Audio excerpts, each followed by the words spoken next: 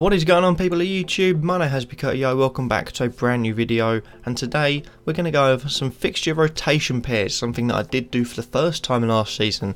I'm doing again this season. We've got 5 pairs again, the 5 best pairs I feel for fixture rotation, not in any order because you can't really rank them. The fixtures are better in some places than others, and they've all got to play the same amount of teams, you know, every team twice, so you can't really go what's best, but I'll go roughly, but sort of.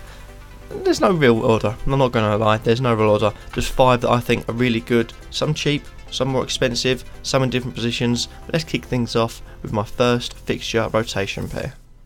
And that's the pair of CEDRIC and Fredericks. CEDRIC from Southampton, Fredericks of West Ham. Now I do quite like this because I do feel like they're two strong teams. West Ham have improved, they've bought a new goalkeeper, which they probably needed. They've bought a new right back, which I've got here in Fredericks, one that was really good in the Championship. 44 games he played in the Championship, didn't score any goals, but grabbed 9 assists and was a part of 15 clean sheets. Now that is the Championship obviously, but it shows the way he plays, and that's the reason he's been raised at £5 million. In fact, he'd go forward a lot, get a lot of assists from right back, could be a good option for West Ham.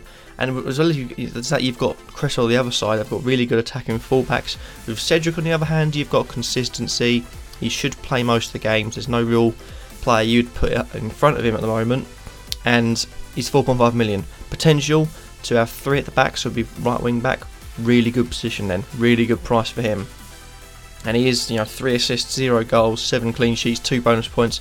Not the best. It was a terrible season for Southampton, but I think this fixture rotation pair does have a lot of potential and could be really, really good in parts of the season when they have good fixtures. Next up, we've got one that could really take FPL by storm, which is Daniels and Tompkins. Now, Tompkins scored 3 goals, played 28 games last season, 9 clean sheets, 9 bonus points, probably 3 bonus points for every goal he scored, so it's not a bad total. And if he'd played the whole season, maybe there's an extra goal in there, extra few bonus points, a couple more clean sheets, his points tally could have been a lot higher than it was. And for Charlie Daniels, it was a poor season, probably his worst season he's had in the Premier League, but he was 5 million last year, now he's 4.5, and there is a replacement, but he's suspended until the 1st, so you get at least the first 3 games with Daniels, and if he has a good start, I think he could solidify his place, which is really, really interesting for most of the games, unless it's like the midweek games. I feel like Rico might play and come in, but Daniels could solidify his place here, owned by 17% of people. Tompkins owned by 10%. This defensive pairing, just at £9 million for the two of them, could really, really be good. And the best thing about it is that it's cheap as well. Next up, we have a midfield and defence combo, which totals up to around 10 million. Well, say around, totals up to £10 million. It's not beat around the bush. It's Neves and Pereira, now 2 newbies to the Premier League. Ruben Neves, 14.4% of ownership, midfielder from Wolves, £5 million. In the Championship last season, 42 games, 6 goals, 1 assist and 20 clean sheets. Already gone over him in the budget midfielders. He's a very, very good player. And the fact he scores loads of his goals from long shots means that they can still happen in that sort of numbers in the Premier League. So let's bear that in mind because he has had a phenomenal time. And I do think actually, apparently so I thought he scored 8 goals, but oh well, apparently 6. Pereira on the other hand is a very, very good fullback, and it's about time they bought someone for Danny Simpson. But last season he only got 1.2% of ownership as well because he's £5 million. If Leicester keep hold of Maguire, and they could potentially have a really good season, keep hold of Kasper Schmeichel as well. They've got a good solid squad. Without Mahrez, that is true, but they're replacing with a right back, which they needed. They've got the players to to sort of step up in the squad. Looks really good for Leicester as well.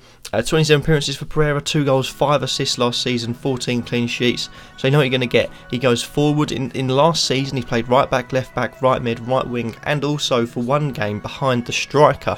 That was in all competitions, by the way. So he's very, very versatile, likes to get forward, is very good at it, and I think could be a really, really good steal and a really good differential for this upcoming game week 1.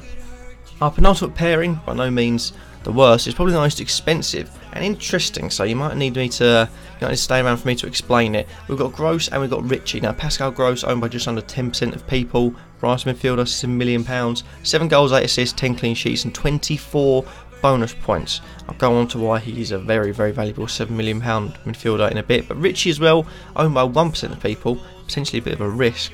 £6 million, 35 appearances, 3 goals, 7 assists, 9 clean sheets, 10 bonus points. Now, with these two, they are expensive. They total up to 13 million, but they are both midfielders.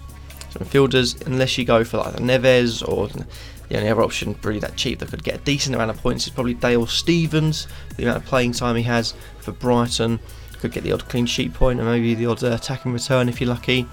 These two are very attacking. Now I do think Richie had a poor season. We'll need to improve on that this season, and I believe he will, because he's a good player. He showed it in his first season with Bournemouth, and in parts last season.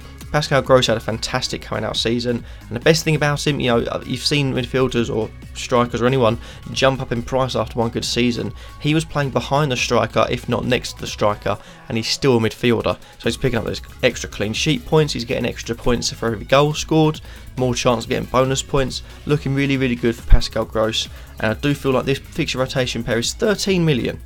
Very expensive, but could also be very profitable in the season.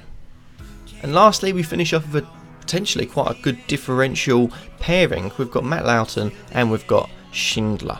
Now, Lowton, 1.1% of ownership for Burnley, £5 million, granted, bit expensive, but 26 appearances last season, 3 assists and 0 goals, 8 clean sheets, 4 bonus points.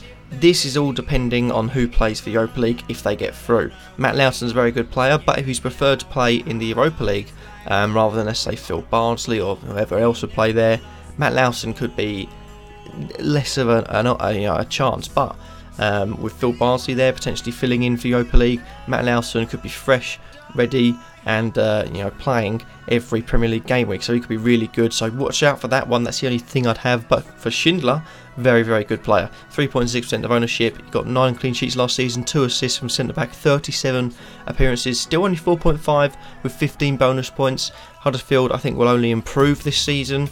If anyone's going to fall, I think it'll probably be the other two that went up. Obviously, second season syndrome is something that can hit a lot of FPL clubs. FPL clubs? Premier League clubs. I'm just so engrossed with it.